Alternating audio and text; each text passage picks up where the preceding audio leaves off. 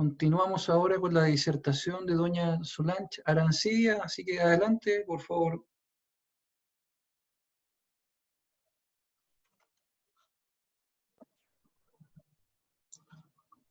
Bueno, profe, ¿logran ver la presentación? Sí. Ya. Buenas tardes, bueno, mi nombre es Solange Arancibia y la disertación es sobre la crisis de 1929, también conocida como el crash del 29 o también como la Gran Depresión. ¿Bien? Sí, se ve bien. Ah, me voy a tener que tirar acá al medio el cable ese de la... O necesito electricidad. Bueno, un poco de historia. Dentro de toda la información, ¿cierto?, que hay sobre esta crisis, bueno, es una crisis, ¿cierto?, económica, donde pasa por varias fases como crisis. Comienza como una crisis bursátil, ¿ya?, de la bolsa de valores, ¿cierto?, de Nueva York, en los Estados Unidos, ¿cierto?, en 1929. Luego, ¿cierto?, traspasa como una crisis, ahí le voy a ir explicando más adelante igual por qué esta fase de la crisis, después pasa como una crisis, ¿cierto?, bancaria, luego una crisis económica y después se convierte, ¿cierto?, en la Gran Depresión. Ya, un poco de historia con respecto a la crisis de 1929, ¿cierto? Da su comienzo, ¿cierto?, luego del término de la Primera Guerra Mundial, ¿cierto?, en 1918, donde Europa queda totalmente devastada tras esa guerra, y da a Estados Unidos, ¿cierto?, la posibilidad, ¿cierto?, de emerger como la primera potencia mundial, convirtiéndose en los prestamistas, ¿cierto?, en la fábrica y en la despensa del mundo, ¿ya? Y esto da en Estados Unidos, ¿cierto?, también el comienzo de los felices años 20, que en esa época se conocía, ¿cierto?, como una época que fue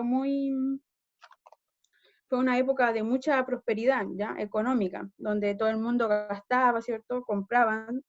También había muchos lujos en esa época, donde la gente accedía a coches, ¿cierto?, a vinos y a restaurantes.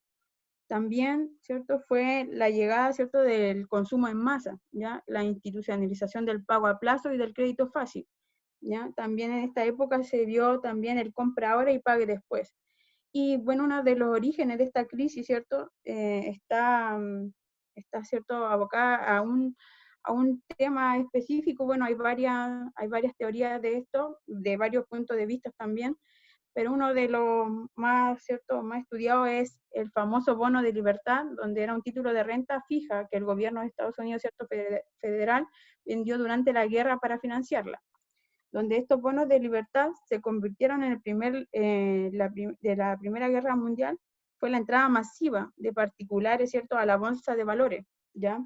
Donde ahí también hay una causa, ¿cierto?, de esta crisis, donde a esta bolsa, ¿cierto?, ingresaron personas sin tanto conocimiento en realidad de la economía, en realidad, donde también ellos podían ver que este dinero, este bono, ¿cierto?, al comprar acciones, también lo hacía un muy buen negocio, bien rentable en realidad, ya, donde generaban varios intereses esos bonos, ¿ya? Y se genera un mercado especulativo donde el cual se abrió al mundo. O sea, ¿qué quiere decir esto? Que todas las personas tenían opción de ingresar a comprar o invertir, ¿cierto?, en estas bolsas, ¿ya? Donde también el país genera varias agencias de corretaje por todo el país, instalando unas máquinas, ¿cierto?, que daban un voucher, que ese voucher luego se convertía en dinero, ¿cierto?, al cobrarlo, ¿ya? También nace la Reserva Federal en 1922, que fue una de las que generó un gran impacto también al tomar el hecho de que ellos proporcionaron varios créditos a muy bajo interés. Entonces, por ende, era muy rentable todo lo que estaba sucediendo en ese momento, ¿ya? Tan rentable así que si uno invertía $1, tenía $10 de ganancia. O sea, se multiplicaba en 10, ¿cierto?, las veces que podía ganar la inversión inicial de su capital. Ya, bueno, ahí la oferta y la demanda, ¿cierto?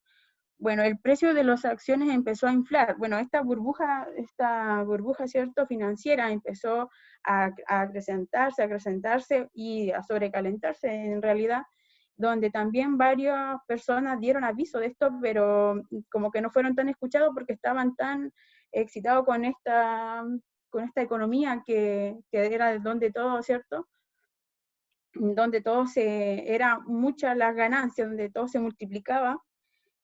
Hubo un señor, sí, ¿cierto?, Joe Kennedy, ¿cierto?, padre del presidente luego de Estados Unidos, ¿cierto?, JFK, donde este señor se dio cuenta, ¿cierto?, de lo que estaba sucediendo, donde él vende, ¿cierto?, o sea, liquida sus acciones, ¿cierto?, recupera su dinero, por decirlo de una manera, y en ese momento, ¿cierto?, ya se iba una tendencia, ¿cierto?, esta tendencia del ganar, iba, ¿cierto?, se iba reduciendo y se estaba invirtiendo, ¿ya? Y acá llegan unas fechas, ¿cierto?, y unos días muy, muy oscuros para esta bolsa, ¿cierto?, de Nueva York, conocida como Wall Street, ¿cierto? Llega en su comienzo el miércoles 23 de octubre, donde hubo una sesión donde se perdieron el 7% de esta bolsa, ¿ya?, de su valor.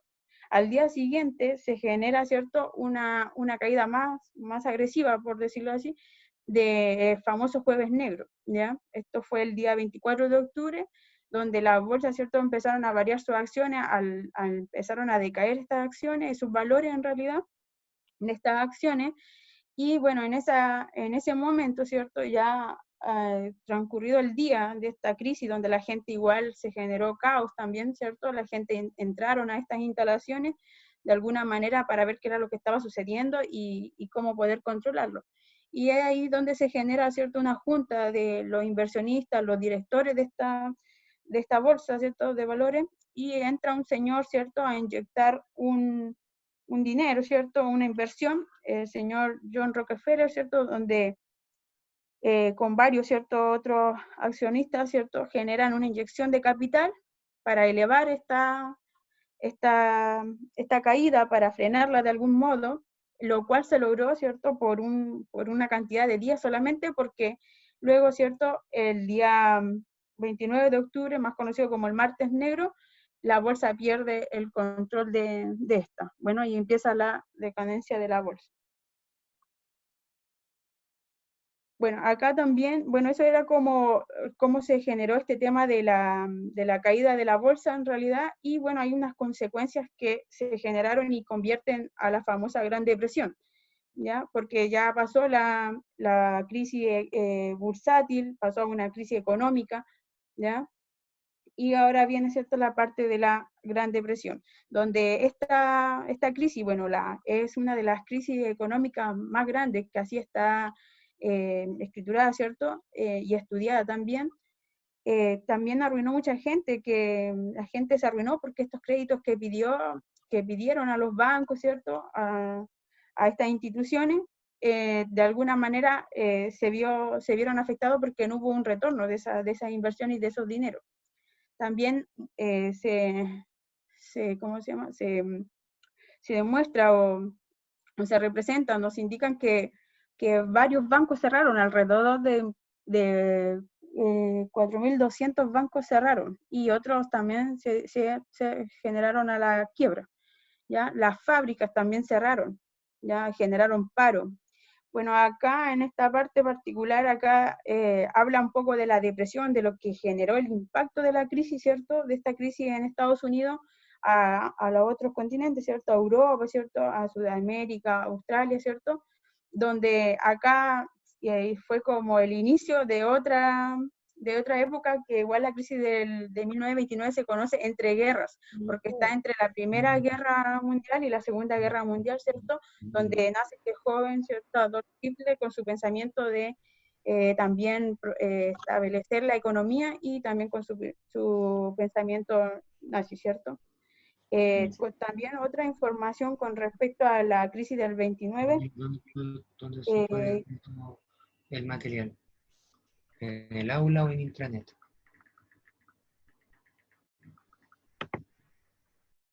¿Algo se me escucha? Sí, se escucha bien. Sí, ya. Bueno, eso con respecto a la información, a la presentación. Igual también de estudio, una de las causas también, o podríamos decir de conclusiones de esta crisis, también se indicó que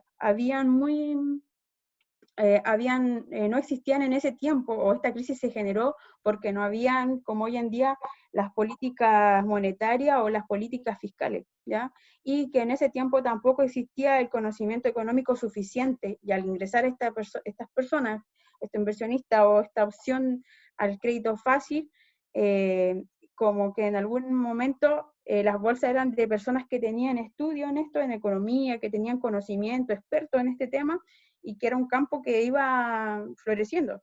Pero al ingresar el resto de personas, estos extraños, como ellos le llaman,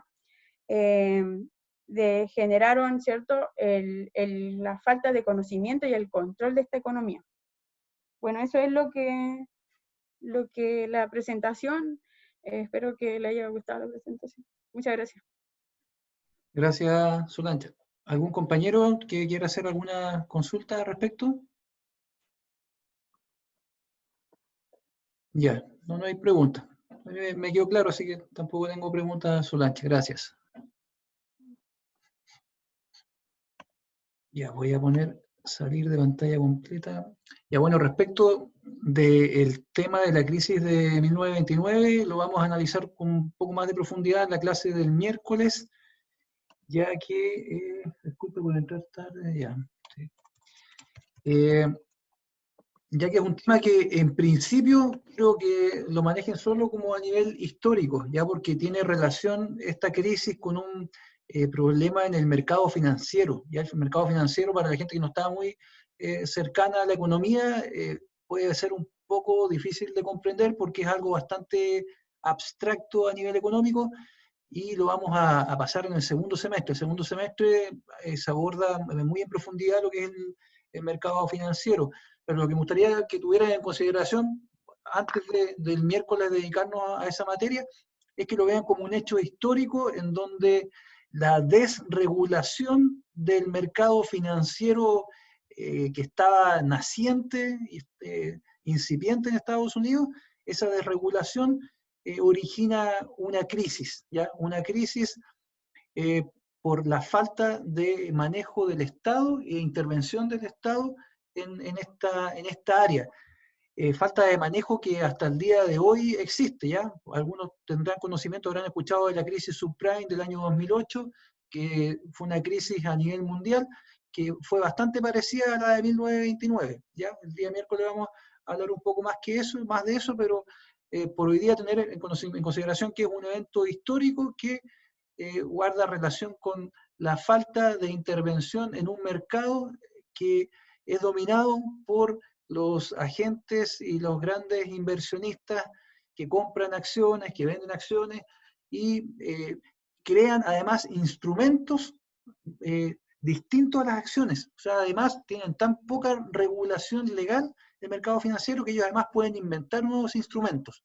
Y hay un montón de instrumentos como los derivados, bueno, están los fondos mutuos que son más cercanos a uno, depósitos a plazo, todos estos instrumentos los crean estos grandes grupos de inversionistas para poder jugar un poco con la economía.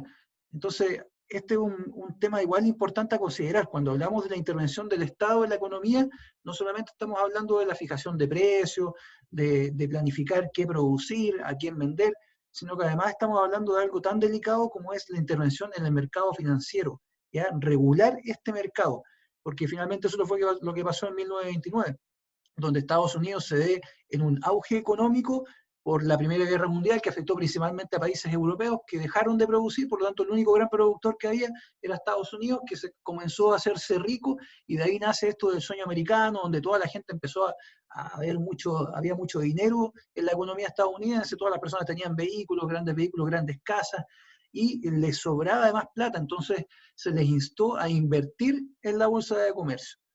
Y a grandes rasgos la bolsa de comercio manejan acciones de las empresas, ¿ya? Yo como empresa, cuando no puedo crecer más porque no tengo más dinero y ya me entra una cantidad de dinero fija, ¿qué puedo hacer? me convierto en una sociedad anónima abierta, es decir, creo un directorio y vendo pedacitos de mi empresa, que esas son las acciones. Estos pedacitos de la empresa los distribuyo en toda la gente que quiera comprar estas acciones. Y al comprar esas acciones a un valor, toda esa plata me va entrando a mí como empresa. Entonces yo comienzo a crecer con todo ese capital de la venta de estos pedacitos de acciones a toda la gente. ¿Ya? Así funciona el mundo de las acciones. Por eso las empresas se meten en la bolsa de comercio, para venderse, desfragmentarse y venderse todos sus pedacitos y toda esa plata le va a entrar. Ahora, el sistema del mercado financiero es un sistema complejo de segundo orden, que se llama. Y a esto me refiero a que es un sistema tan complejo que la sola opinión que tiene un grupo o una persona de ese mercado lo va a afectar, ¿ya? Es decir, si yo como periodista financiero del New York Times digo que las acciones de Apple van a bajar en atención a la pandemia que está ocurriendo, es muy probable que la gente confíe en esa información y va a dejar de comprar las acciones de Apple y las acciones de Apple van a bajar. Y puede bajar a un precio que hagan que la empresa quiebre, porque nadie las va a querer comprar, de hecho todas las van a vender y el precio va a bajar. Entonces es algo muy delicado. La psicología, el pensamiento de la gente puede afectar el valor de la economía. Entonces es algo muy complejo y no está fuera de temas éticos, ¿ya? En Estados Unidos hay muchos medios de periodistas financieros que, si son pagados por empresas que están en la bolsa, pueden decir los periodistas: oye, te pago esta cantidad de plata y tú di que mis acciones van a subir. Y así se mueve la economía, por dar un ejemplo. Por lo tanto, la intervención del Estado en el mercado financiero, algunos dicen que es necesaria, ¿ya? Otros en Estados Unidos dicen que no es necesaria, y hemos visto las constantes crisis que han ocurrido, bueno, siendo la última la crisis del 2008, crisis del sistema inmobiliario. Bueno, para no irme más en este tema, que lo vamos a ver. ¿Sí? ¿Y cómo afecta, entonces a ellos no les afecta la política fiscal y monetaria al área de valores de las bolsas?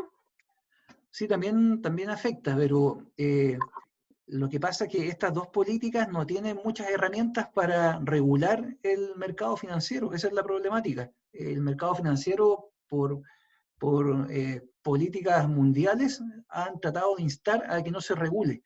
Entonces, bueno, más adelante también en este semestre vamos a hablar de la política fiscal, que tiene que ver más que nada la política fiscal con el manejo de los impuestos que cobran a sus ciudadanos, tiene que ver también con generar trabajo, creando obras públicas, ya tiene que ver como con otras temáticas.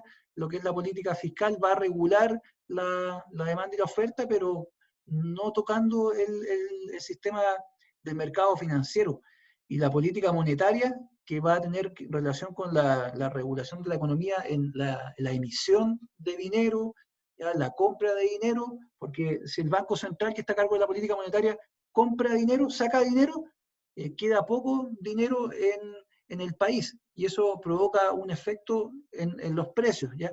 Ahora, si saca dinero, le pasa dinero a los bancos comerciales para que presten más, también incentiva la economía. Entonces estamos viendo afectaciones de estas dos políticas, pero no directamente con el mercado financiero. El mercado financiero ha estado bastante desregulado desde su nacimiento. Ahora tiene un poco más de regulaciones de conformidad al acuerdo, a la convención llamado Basilea III, que es una convención que justamente se ha creado en Europa para tratar de ponerle más ataduras, más vigilancia al mercado de la bolsa de comercio, ¿ya? Imagínate que el mercado de la bolsa de comercio en Estados Unidos, bueno, ahora mismo en Chile, hay empresas que son las calificadoras de riesgo. Estas empresas dicen que estas acciones son muy riesgosas o no son muy riesgosas, y en Estados Unidos estas empresas son privadas.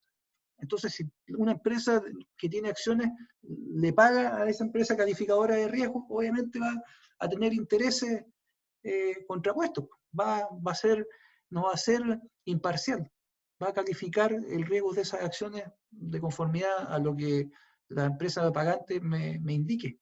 Y esa es una gran problemática que existe hasta el día de hoy en este mercado financiero. Entonces, principalmente no tiene influencia en el mercado financiero. Igual, profe, una de las cosas que igual estuve leyendo, que esta depresión igual tuvo un gran impacto y bueno, Chile fue uno de los países más afectados con esta crisis.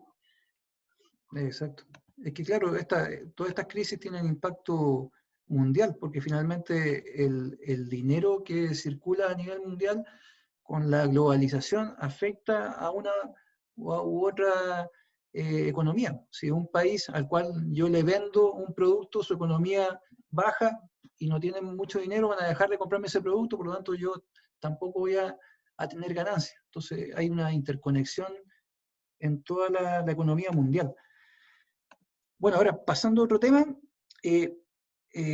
bueno, les quería comentar que yo le dejé un documental respecto al socialismo, un documental que era de 3 partes. La verdad que tengo yo que hacerles hincapié y decirles que este documental tiene, como toda interpretación económica, tiene un sesgo económico, ya tiene una visión. Por lo tanto, lo que podemos ver en ese documental generalmente es tratando de demostrar que el comunismo no funciona.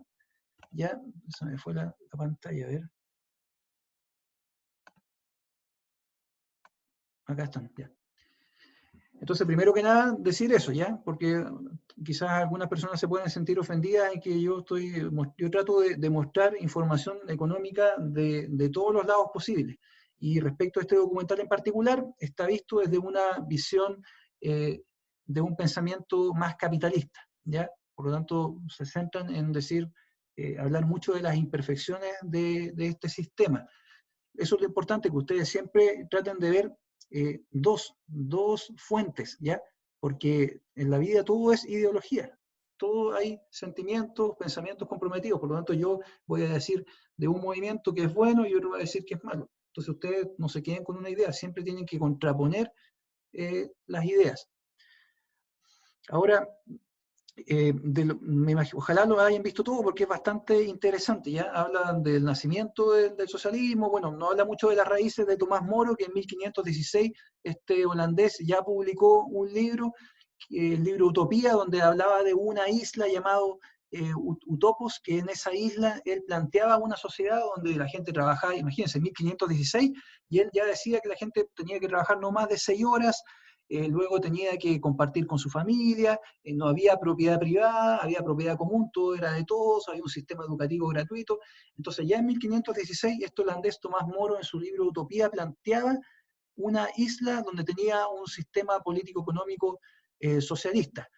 Ya luego, como pudimos presenciar en el video, vemos que un empresario inglés se va a Estados Unidos, compra un terreno y trata de experimentar y de fundar una sociedad basada en el socialismo, ¿ya? New Harmony se llama. Y a lo largo de todos los videos, de los 3 videos, vamos viendo todas las experiencias socialistas que han existido en el mundo. Me gustaría saber si alguno tiene algo que comentar respecto al video, que me parece que es bastante interesante para no latear yo siempre, sino que ustedes me puedan comentar algo. Adelante. Hola, buenas noches. Buenas noches.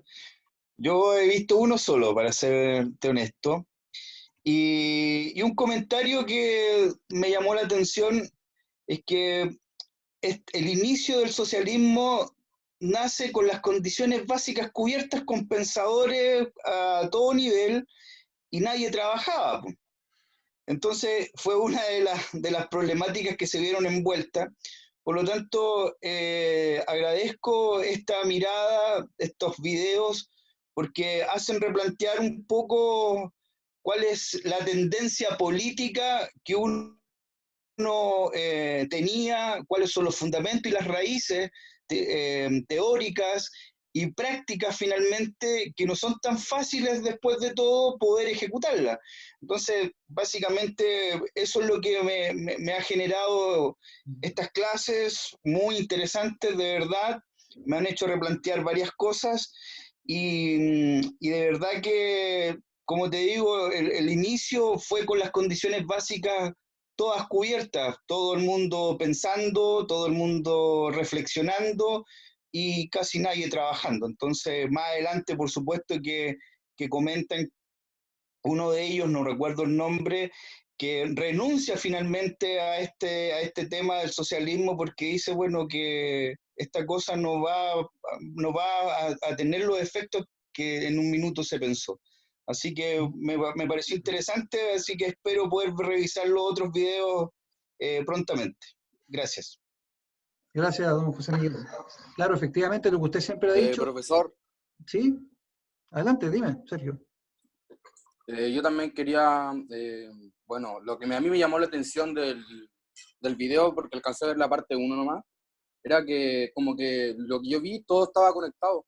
Porque, bueno, primero comenzó con Robert Owen, hablando el documental, y luego veía que todo estaba conectado porque le hicieron que, bueno, se fue a Inglaterra, empezaron a hacer reuniones los domingos, y empezaban a hablar así, no le llamaban misa, sino que eran reuniones. Y hablaban, y en una de esas reuniones, o sea, bueno, Angels, ahí se empezó como a interconectar también con lo que usted nos dio para leer, pues, con el tema del manifiesto comunista. Que después Engels, en Alemania, su padre lo mandó para Manchester por el tema de que sus amigos eran muy revolucionarios y todo esto, pero lo que él se dio cuenta es que la revolución iba a estallar en Inglaterra. Bueno, con eso también, ahí conoció a Marx, bueno, carteándose, luego se conocieron en París. El tema es que después de eso, de Marx y Engels, entró como, por decirlo de alguna manera, y con un lenguaje así bien coloquial, entró el cuento Bernstein. Y luego de eso, de la ideología que, bueno, empezó a rescatar de sus, como, entre comillas, tutores, que sería Engels y Marx, después viene a cuestionar como la ideología de eso, Lenin, años después. Y realmente como yo veía que todo iba con sucesión, luego habla de Gompers, con el tema de del sindicalismo puro y simple, como que todo está muy conectado, la historia. Eso me llamó la atención a mí. Claro, efectivamente lo que tú dices es muy cierto porque el socialismo comienza siendo utópico, es decir, un ideal, ¿ya? Cómo nos gustaría que la sociedad fuera. Entonces, en esos momentos es solamente un ideal moral. Todos queremos vivir bien, que no falte nada, que nadie abuse de nadie, que todo sea de todos, que el hombre no sea competitivo, que sea comunitario. Comienza con estos experimentos, sin perjuicio de eso, después más adelante vamos viendo una evolución, porque este socialismo utópico pasa al socialismo científico, donde surgen estos filósofos economistas, Marx y Engels, que tratan de darle más realidad, tratar de bajar un poco este pensamiento utópico y llevarlo más a la ciencia, es decir, estudiar cómo lo podemos hacer. Y yo en otras clases he explicado que según Marx y Engels, la diferencia entre socialismo y comunismo es que socialismo es una etapa, es la primera etapa del socialismo, ya una etapa inferior. Estamos en el capitalismo, le quitamos los bienes de producción, las industrias a los burgueses, las socializamos para todos en la sociedad, ahí estamos ya en lo que es el socialismo, ¿ya? Para que dejemos de tener estos abusos y todos somos dueños de los bienes de producción. Luego, Marx habla de una etapa superior, y esa es la que él quiere lograr, que es la del comunismo. Entonces, el socialismo es la primera etapa, la etapa previa, para llegar al comunismo, que luego de haber socializado estos medios de producción las empresas, ahora viene la dictadura de los trabajadores. Los trabajadores se toman el poder, toman todas las decisiones para efecto de poder acabar con el Estado, acabar con el gobierno y crear un hombre nuevo. Y este hombre nuevo que tenga esos ideales, que sea comunitario, que no sea egoísta, que no sea competitivo, que no sea individualista, sino que sea socialista, es decir, que piense en lo social, no en lo individual.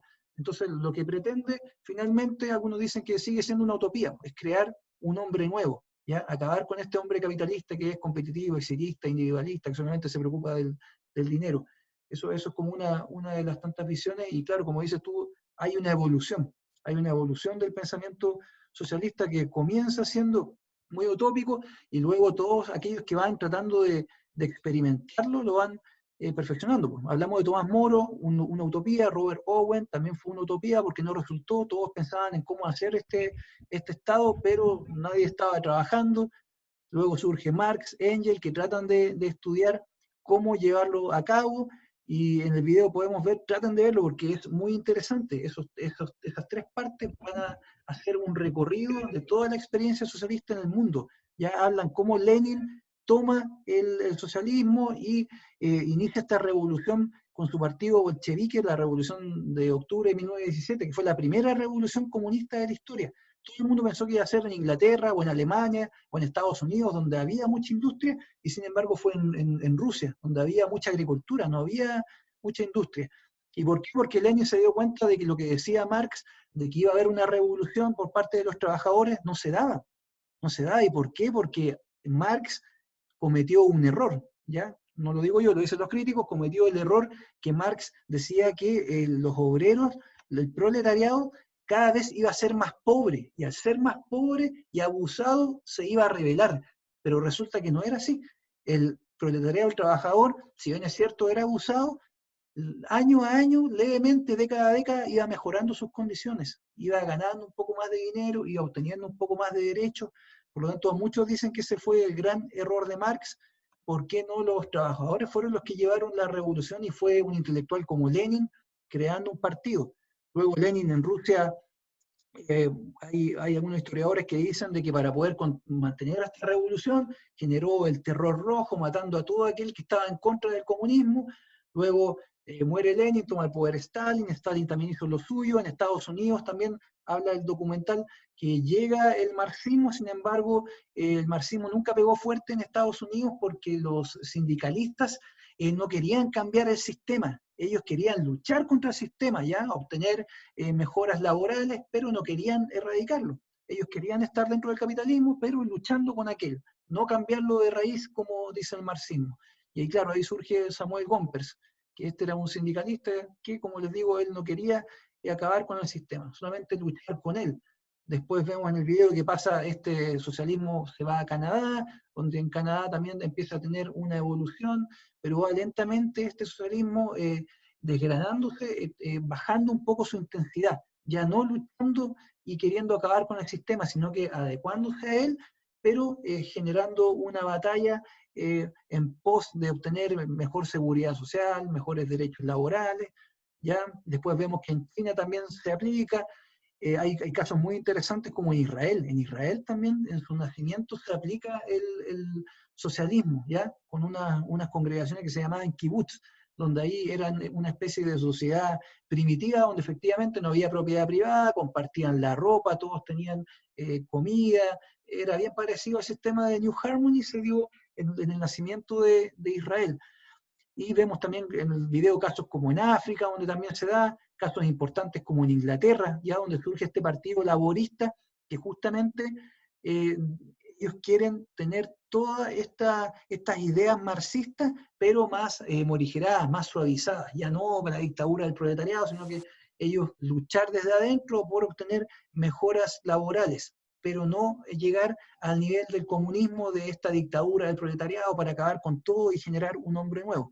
No, el socialismo se va cada vez suavizando más y pasa a lo que se llama la socialdemocracia. Y esto se refiere a que hubo gobiernos socialistas que llegaron al poder con democracia, con el voto popular, como sucedió aquí también en el gobierno de Allende, que fue un socialismo demócrata, porque no llegó al poder por ninguna forma autoritaria, ni ningún golpe militar, sino que llegó por el voto popular.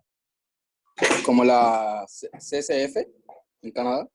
También, exacto. Claro, como dices tú, y se fueron creando distintos partidos políticos, que fueron agarrando todo esto, estas ideas socialistas que tenían que ver un poco con acabar con la propiedad privada, pero este fue un tema que finalmente desapareció en todos los entes socialistas del mundo, ¿ya? La propiedad privada se ha mantenido, pero ellos siempre luchando por la inclusión, la igualdad de oportunidades y principalmente la seguridad social, que toda la gente tenga seguro social, que tenga pensiones, que tenga un seguro de salud gratis. Esas son como las luchas que existen.